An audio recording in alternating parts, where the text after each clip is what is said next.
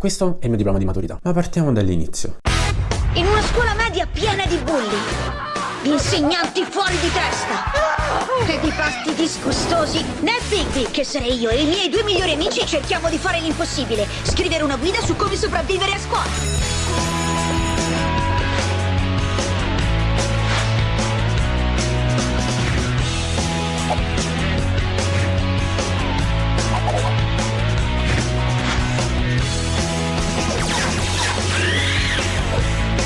Partiamo dalle elementari. Diciamo che le elementari sono state semplici i primi anni. Mi reputavo una specie di genio, soprattutto nella matematica, perché riuscivo a fare i calcoli che facevamo allora di matematica, le addizioni, sottrazioni, moltiplicazioni e divisioni, riuscivo a fare tutto a mente, oppure riuscivo a leggere l'orologio con le lancette spontaneamente, mentre tutti gli altri bambini non riuscivano a farlo. Quindi mi sentivo una specie di genio. Poi questo genio, più avanzava l'età, più scendeva il genio. Quindi arriviamo subito alle medie. Questo è il mio diploma di licenza media. Mi sono diplomato con 10. E chi se lo aspettava? Perché già alle medie non ero uno studioso, diciamo, già mi ero fermato, già la mente di Luca si era indirizzata per il suo corso, però me la sono riuscito a cavare con, non lo so con cosa me la sono riuscito a cavare, ma ho preso 10. Ma questo non c'entra niente. Cioè, se dovessi dire qual è stato l'elemento caratteristico delle mie scuole medie, è stato questo: il flauto dolce. Non posso suonare, sennò mi cacciano di casa. Alle medie ho scoperto la musica col mio professore di musica, un uomo eccezionale, un insegnante e musicista assurdo, e mi ha fatto comprendere cosa fosse questa cosa. E quindi io tutti gli anni delle scuole medie praticamente li ho passati suonando. Cioè, il professore di musica mi portava con sé nelle altre classi, quindi io alla fine facevo quasi tutte ore, cioè non quasi tutte ore, però facevo tante ore di musica in più rispetto alle mie 2 ore settimanali, perché seguivo il professore di musica, cioè facevo l'ora di musica nella mia classe, poi lui se ne andava in un'altra classe e facevo anche l'ora di musica nell'altra classe, quindi mi saltavo, che ne so, religione o educazione fisica. Poi in seconda media mi ha indirizzato lui alla scelta di uno strumento musicale, da lì ho iniziato a suonare il clarinetto. Non ho più smesso, ma questo è un discorso che faremo più là. Mi diplomo con 10 facendo 3 anni abbastanza mediocri, ma facendo un esame finale, una tesina che non avete idea. Cioè, porto un modellino del Taipei 101 costruito da me a puzzle e faccio tutto il discorso dell'arte, dei terremoti, sfrutto quella cosa là. Anzi, questa era dei terremoti, era di scienze.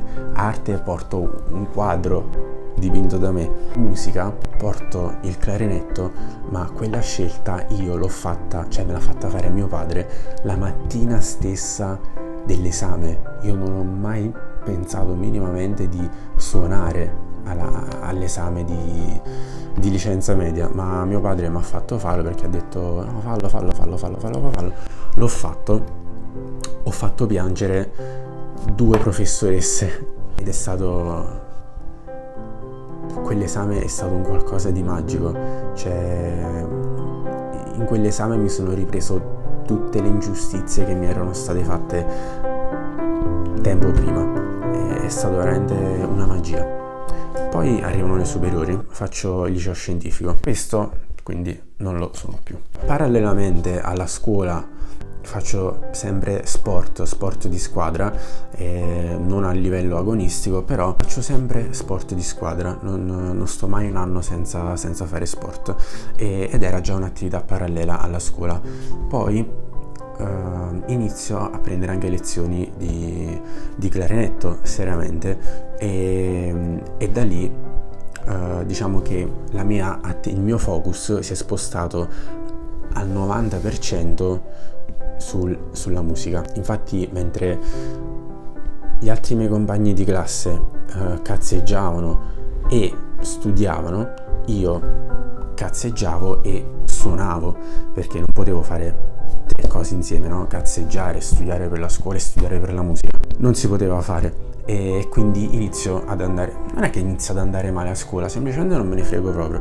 Nonostante i pochi argomenti che mi interessino, me li studio e con passione, perché mi interessavano veramente. Cioè, io al liceo ho studiato solo perché mi interessava studiare quegli argomenti, oppure per non essere bocciato in certe situazioni. Quindi mentre i miei compagni andavano avanti nel mondo scolastico, io andavo avanti un altro mondo completamente diverso, parallelo a quello scolastico, e quindi pensavo solo a suonare, a fare concorsi di ogni genere, concerti, saggi, lezioni, masterclass. Infatti sono uscito con questo bellissimo voto che è...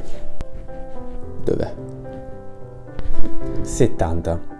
Fortunatamente non 71, perché io essenzialmente a scuola facevo solo educazione fisica. Quando alle medie andavo a fare musica in giro per tutte le classi, al liceo invece andavo a fare educazione fisica.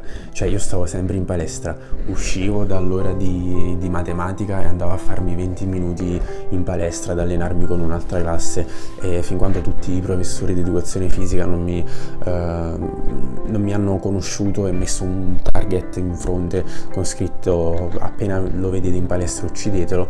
E infatti al quinto anno non sono andato più in palestra. E l'orale sono andato completamente senza aver aperto un libro.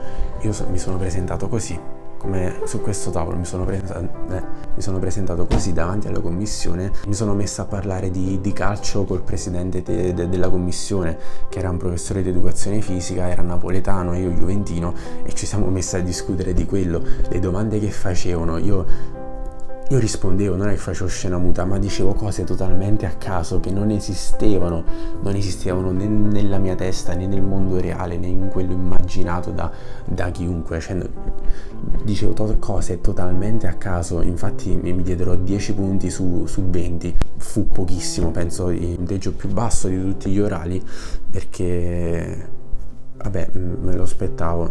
Essenzialmente non ho detto niente e non ho studiato, non mi sono preparato, perché non me ne fregava assolutamente niente del voto. Ormai era fatta, ero stato ammesso all'esame, quindi ero stato promosso e basta.